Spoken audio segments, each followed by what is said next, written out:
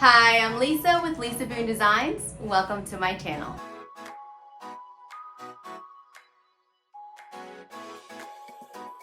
Today, we're going to be making over these cheap office furniture pieces that are very slick. And I'm going to show you how you can use DIY paint to paint over any surface without priming and without much prep. So typically, I do not like to paint anything that's not solid wood, but I was given these pieces of furniture. They're like office furniture. It's that really slick surface made out of press board or from my MDF, I don't know. Just one of those inexpensive, maybe it's Ikea furniture, maybe you have something like that and you're wondering how to jazz it up. Can you paint over it? Do you have to do all of the things to get the paint to adhere? So that's what we're going to be talking about today. You do not have to prime when you use DIY paint. Now, a lot of people have different theories and different ways of how they work. I do not prime. The only time that I prime furniture is if I know it's going to be a bleeder. And if I prime, I prefer to use shellac. You could also use DIY Paint's Salvation Solution. It comes in white and clear. I've used it before. You typically have to wait 24 hours, and usually I'm moving pretty fast, and so I like shellac.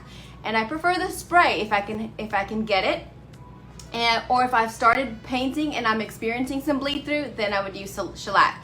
Otherwise, I do not prime. There's a whole bunch of rentals that we manage, and this girl was moving out and she didn't have room for it, and so she left these two pieces and she was like, hey, if you want it, you can do whatever with it. I don't have any room for it. And I thought, what am I gonna do with this cheap stuff? But then I thought, you know what? I don't like the color, and I definitely don't like how it looks. I'm gonna go ahead and take it for my craft studio room because well, let's be honest, I've been trying to work on this room for over a year. I take it all apart, I put it back together, and I start over because I can't seem to quite get it right. So now I'm almost there, and I decided that I was gonna take this and incorporate it. Now, typically, I do not like to paint white. Everybody knows that. But I went to Carmen's, from Carmen's Curiosity Shop in Colorado, and all of her displays are white. And we questioned her on it, and she said the reason that she does that is so that everything kind of goes with each other. Whatever the slick surface is that you're painting, your first coat will be a scratch coat. Don't look for perfection, just get it on there, don't overbrush it. And I prefer to leave it overnight, or you can use a heat gun like I did. If you want to purchase DIY paint, you can do so by going right to the description, and all of my links are available for you. You can purchase DIY paint, Sweet Pickins milk paint, Klingon brushes, Iron Orchid design products, and I am so excited to let you know that I am now a stockist for Wood You Bend and Posh chalk. Now I have a limited supply. It will be growing very soon, but I'm excited to get the ball rolling. I'm going to be using some of those products on this.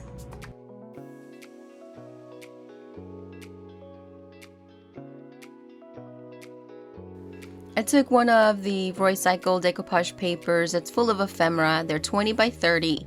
They're 18-pound paper, tissue papers, and I just cut them all out. And then I took this one and I cut it out. The other side was Harlequin. I took my S30 brush and some saran paper, and I began the process of using liquid patina to decoupage this beautiful paper onto the front. Now notice how I'm going from the inside out, and I'm applying some light pressure with my saran wrap so that I don't rip and tear the paper, because the paper gets fragile when it gets wet. And this is how you simply decoupage. Then I took my piece of paper, I rolled it back, and then I started applying more decoupage medium. I have lots of tutorials on decoupaging, so go ahead and look at my playlist. And if you have any questions, don't hesitate to ask. But you can do this. If you've never done it before, I challenge you to try it. It's so much fun. You can also layer your decoupage papers. Again, these are 18-pound tissue paper, and you can totally layer them on top of one another to create a really custom and unique look. And so I'm doing the same technique to apply my little paper scraps that I created, and I'm just making sure that they're nice and sealed on the edges. Now around the side, I go ahead and I apply it just like I would on drawers, and you'll see that later on the second cabinet. I go right over any seam or the door cracks, and then once it's dry, I'll show you how I take care of it. You seal it with the liquid patina, and I'm taking my S50 brush, and I'm going to go ahead and do my second coat of vintage linen all over the cabinet, and I'm also brushing it into all of my decoupage papers.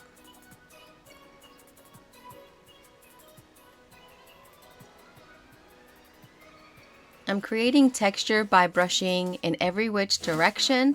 I'm using very little water because this is not solid wood, and I don't want to damage any of this, so I just spritz it as I need it. Don't overbrush it. I prefer a thicker layer on these types of pieces, and I want to make sure that this paint adheres well and doesn't come off.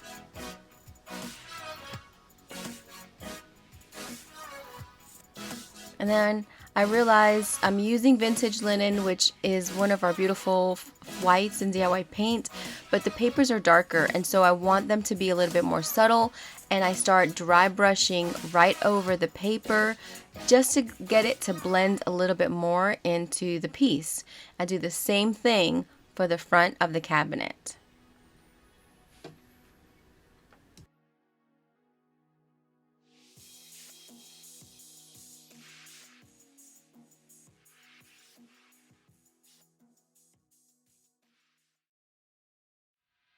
If you are new to my channel, please like this video, comment below, let me know what you thought about it, and also subscribe. Subscribing really helps my channel to grow, and I am so honored and so thankful for all of you who have already subscribed. If you have any questions about DIY paint, about anything that I've done today, please don't hesitate to ask. My friend Rachel from Stella Rose Boutique became a retailer before I did, and so I purchased this beautiful stencil from her, and I wanted to use it on this piece. So I'm taking the precious paste and I'm using my silicone blade to go ahead and get all of the product in the top of that stencil. There's 3 different designs in this one stencil, so I love this. I don't have it in stock. I forgot to purchase it, but I will have it in stock. If you want to get it from Rachel, I'll put her information below. And look at the beauty of this stencil. It just gave it the pop that it needed. Now here's the thing with Posh chalk. It is an incredible product. It will actually create even more texture by using heat.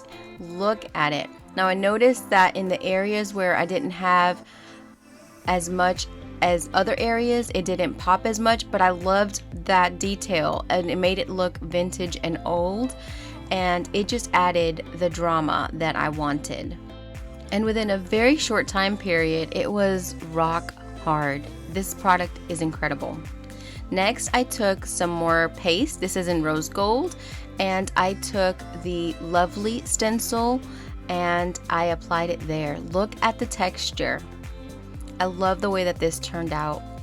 Now for the roses, I did not apply the heat. I left it as is, and I love the way that it turned out. So I always clean my stencils, especially when I'm doing raised stencils, off on something else, and I'm using a baby wipe. I took a piece of packaging material. I like to use that for my junk journals, and it creates some awesome texture on your papers that you can use for your journals or mixed media art. Collage butter, anyone? In order to make a cohesive design and to fill in the gaps, I took the IOD Bella stamp. Now what you want to do is ink it. I used Stone Gray IOD ink, and then hover over your place. Don't shift, commit to the spot, and then take one hand, hold it, and then just rub your fingernails over all of the design to make sure that you get nice pressure and a nice ink piece.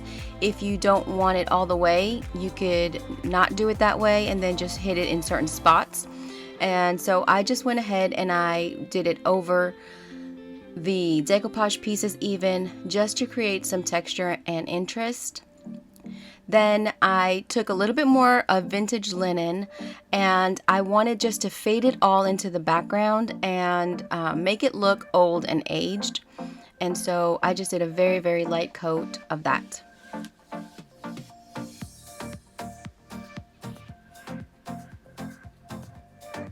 Here I'm just taking my palette knife, usually I use a blade or scissors, and I just cut open the door. And then you want to make sure that you have all of your edges adhered, so go ahead and apply some decoupage medium over all of those edges so that they could stay nice and secure.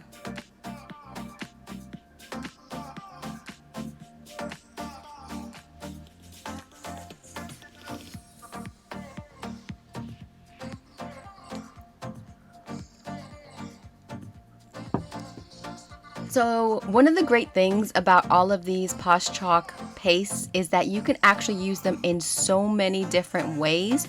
I watered down the rose gold, and I took my stencil brush and I went ahead and continued the design on the other side.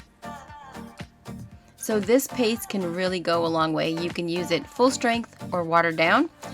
Next, my drawer cabinet, I went ahead and I took another Roycyled decoupage paper. This is Queen Bee, and I applied it right over all of the drawers. And I end up wrapping it around the sides as well.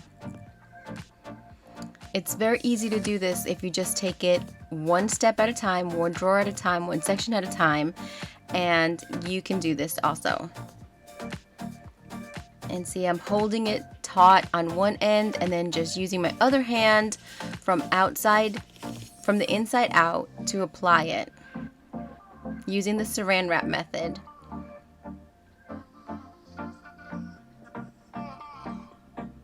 Then I seal it with my DIY paint, liquid patina. Now I rushed this because I was trying to get this video done, and I was drying it as I was going, but the paper was still a little bit wet, so it did tear a little bit, but for what I'm doing, it's perfectly okay. I just make sure that I get all of my edges down and secure, and I apply more medium and seal it up. On the top, I just sand off the excess and then seal it with my medium. And then I decided to go ahead and dry brush the white over this paper as well to make it more aged. Then I took Trimmings 3 by the IOD sisters, the mold, and some air dry clay to add some detail to the drawers because they're actually quite plain and I wanted a little bit more texture on this one. So you take your air dry clay and you roll it out. I always keep mine in a Ziploc bag to secure that it stays nice and fresh. And I did put some cornstarch in my molds. It just helps for the mold to pop out easier.